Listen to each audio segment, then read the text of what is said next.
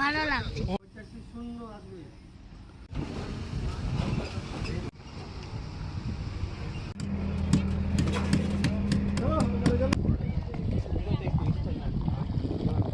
আমি খুব দুঃখিত দাদা, আমি চললাম বাংলাদেশ। আমার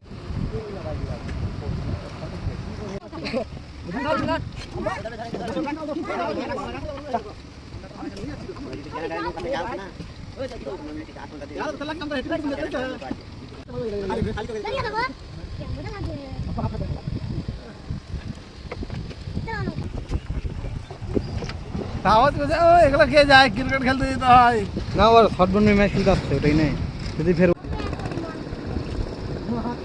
বস্তার মতো মাছ করে পড়াল আমি বলছি মাছ খাবো টোটালি 800 টাকা এইটা।